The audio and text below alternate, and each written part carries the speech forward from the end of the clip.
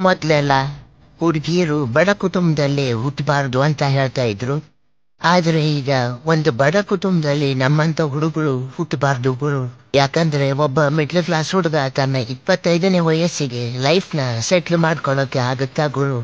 ಆ ಹುಡುಗನ education complete ಆಗೋ ತನನೇ 22ರಿಂದ 23 ವರ್ಷ ಆಗಿರುತ್ತೆ. ಒಂದು ಒಳ್ಳೆ ಕಂಪ್ನಿಲಿ ಕೆಲಸ ಸಿಗೋ ತನಕ ಅವನಿಗೆ 25 ಏಜ್ ಆಗಿರುತ್ತೆ. ಆ ಈಜಿಗೆ ತಕ್ಕಂಗೆ ಕೂಡ ಅವನಿಗೆ ಸಂಬಳ ಸಿಕ್ಕಿರೋದಿಲ್ಲ.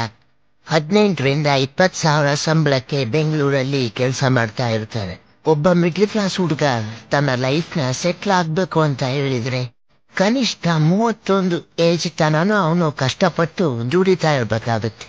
ಅವಾಗ ಅವನ ಲೈಫು ಸೆಟ್ಲ್ ಆಗೋದು. 31 ಏಜ್ ಬರುತ್ತಾನ ಕಷ್ಟಪಟ್ಟು ಏನೆಲ್ಲ ಮಾಡಿ ಸೆಟ್ಲ್ ಆದ್ರೂ ಕೂಡ ಅವನಿಗೆ ಯಾರು ಹುಡುಗಿನ ಕೊಟ್ಟು ಮದುವೆ ಮಾಡಲ್ಲ. ಯಾಕಂದ್ರೆ ನಿನ್ಗೆ ಏಜ್ ಜಾಸ್ತಿ ಆಯ್ತು ಅಂತ ಹೇಳಿ ರಿಜೆಕ್ಟ್ ಮಾಡ್ತಾರೆ.